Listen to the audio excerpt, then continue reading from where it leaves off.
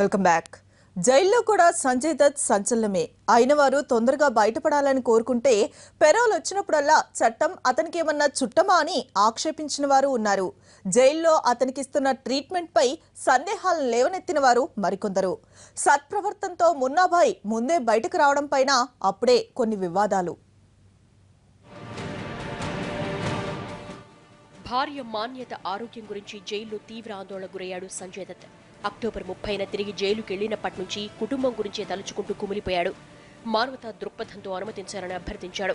2013 December 20న 30 రోజుల పెరోల్పై బయటకొచ్చాడు. బయటకొచ్చారన్న ఆనందం కంటే ఒక్కో రోజు గడిచిపోతుంటే తిరిగి జైలుకి వెళ్లే సమయం దగ్గర పడుతుందన్న ఆందోళన. పగవాడికి కూడా ఈ పరిస్థితి రాకూడదనుకుంటాడు మున్నాభాయ్. అదృష్టం బావుండి జనవరిలో సంజయ్ పెరోల్ను 4 రోజులు పొడిగించారు. ఫిబ్రవరిలో మరో 4 రోజులు పొడిగింపుతో న్యాయపరమైన సదుపాయాన్ని సంజయ్ పూర్తి స్థాయిలో వాడుకున్నట్లయింది.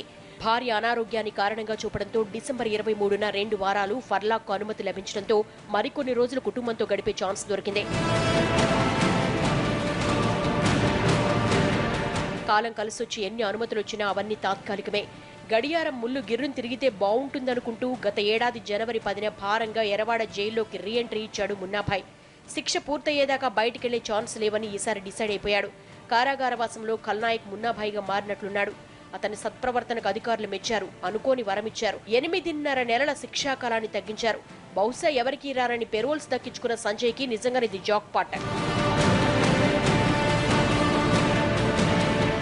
3 నెలల పెరోల్, నెలన్నర ఫర్లాక్కు తోడు 8.5 నెలల శిక్షాకాలం తగ్గింపు. అంటే దాదాపుగా సంవత్సరం జైలు సంజయ్కి తప్పిందన్నమాటే. ఆయనకి ఇన్నిసార్లు పెరోల్ ఇవ్వడాన్ని కొందరు ఆక్షేపించారు.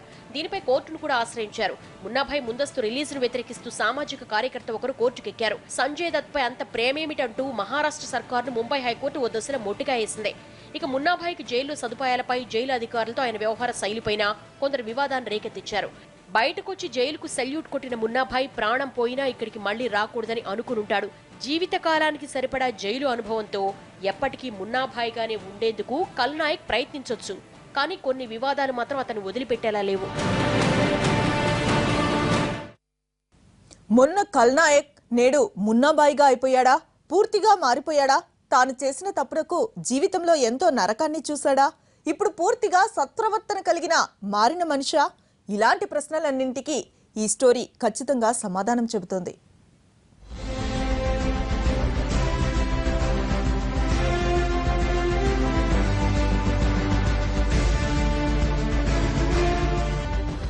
సత్ప్రవర్తన కలిగిన జాబితాలో సంజయ్ దత్ ఎరవాడ జైలు నుంచి బయటకొచ్చేశాడు. అయితే అతడు దేశద్రోహి అని, ఇంకా శిక్ష పడాలని డిమాండ్లు చేసిన వారు లేకపోలేదు.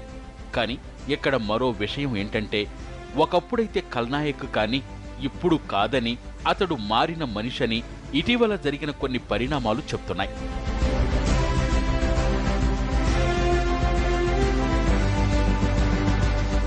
ఆ మధ్య పెరోల్ మీద కొన్ని రోజులు బయటకొచ్చాడు మున్నాభాయ్. అప్పుడు తిరిగి జైలుకెళ్లడానికి ముందు రోజు సల్మాన్ను తన ఇంటికి పిలిపించుకున్నాడట. తాను జీవితంలో చేసిన తప్పులు, జైలు జీవితం గురించి మాట్లాడుతూనే ఒక్కసారిగా తీవ్ర ఉద్వేగానికి లోనై వోడ్కా ఫుల్ బాటిల్ ఎత్తి గడగడా తాగేశాడట సంజయ్. సల్మాన్ అడ్డుకునేందుకు ప్రయత్నించినా సాధ్యం కాలేదు. దీంతో సల్లూభాయ్ ఒకంత కోపంతో, సంజూభాయ్ నీకేమైనా పిచ్చి పట్టిందా? ఫుల్ బాటిల్ వోడ్కా అలాగే తాగేస్తే పేగులు కాలిపోతాయి అంటూ మందలించాడట.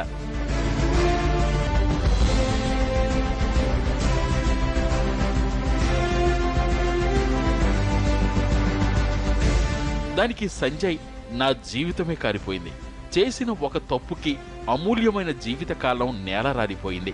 నేను అనుభవించిన దారుణమైన శిక్ష నువ్వు వినడానికి కూడా భయపడిపోతావు అంటూ మొత్తం చెప్పుకొచ్చాడట. నేను మొదటిసారి అరెస్ట్ అయినప్పుడు నా వయసు 34. 2 ఏళ్లు జైల్లోనే ఉన్నాను. కానీ అప్పుడు ధైర్యంగా ఉండేది.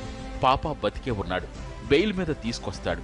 కాంగ్రెస్ గవర్నమెంట్ వస్తే శిక్ష కూడా పడదు అనే ధైర్యం ఉండేది.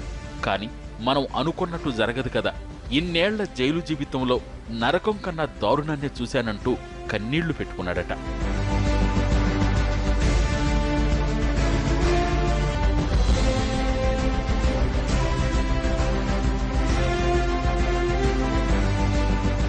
అసలు ఎన్నోసార్లు చచ్చిపోదాం అనిపించేది. మాన్యత, పిల్లలు గుర్తొచ్చినప్పుడల్లా చావును వాయిదా వేసుకుంటూ వచ్చాను. జైలు జీవితం ఎంత భయంకరంగా ఉంటుందో తెలుసా? జైల్లో మంచినీళ్ల కుళాయిని కూడా మనం చేత్తో తిప్పలేం, అంత దరిద్రంగా ఉంటుంది. దాన్ని చేత్తో పట్టుకుంటేనే ఇన్ఫెక్షన్స్ వస్తాయి. నా టాయిలెట్ కమోడ్ కలర్ ఏంటో కూడా తెలియదు, అంత దారుణంగా ఉంటుంది. జైల్లో తిండి తిన్న తర్వాత నా డ్రైవర్లు, ఇంట్లో పనివాళ్లంటే చాలా ప్రేమ పెరిగింది. వాళ్ళు నాకన్నా మంచి తిండి తింటున్నారన్న భావన కలిగింది. జీవితం విలువేంటో తెలిసింది.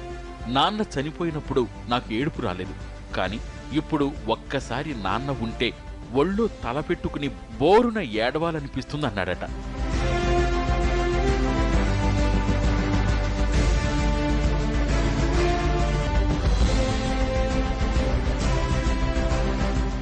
ఇప్పుడు నా వయసు 54. 20 ఏళ్ల పాటు కష్టాల జీవితాన్నే గడిపాను. ఎలాంటి సుఖం లేదు. ఇదంతా కేవలం నాకొక ఆయుధం ఉండాలి అన్న ఓ చెత్త కోరిక జీవితాన్ని బలిచేసింది. అమ్మ నన్ను ఎంత అపురూపంగా చూసుకునేదో, నాన్న, ప్రియ నడిస్తే కందిపోతానంత అపురూపంగా పెంచారు. జైల్లో నా జీవితాన్ని వీడియో తీసి చూపిస్తే మీరంతా కూడా చచ్చిపోతారు సల్లూభాయ్ అంటూ ఎంతో బాధపడ్డాడట. ఇక నాకు ఏం భవిష్యత్తు ఉందని చెప్పు, 54 ఏళ్ళు వచ్చేశాయి అని సల్మాన్ని పట్టుకుని బోరున ఏడ్చాడు సంజయ్. అప్పుడు సల్లూభాయ్ ఓదారుస్తూ, పాప 70 ఏళ్ల వయసులో మినిస్టర్ అయ్యాడు, నీకింకా చాలా లైఫ్ ఉంది, ధైర్యంగా ఉండు, బయట మేమంతా నీకోసం ఎదురు చూస్తున్నామనే ఆశతో ఉండు అని ధైర్యం చెప్పాడు. 6 ప్యాక్ కోసం ట్రై చేయమని, బుక్స్ చదవమని, ధ్యానం చెయ్యమని సలహా ఇచ్చాడు. నిజంగా సంజయ్ దత్ ఇప్పుడు మారిన మనిషి. మార్పు ఇంతగా ఉంటుందా అని ఆశ్చర్యపోవాల్సిన పరిస్థితి.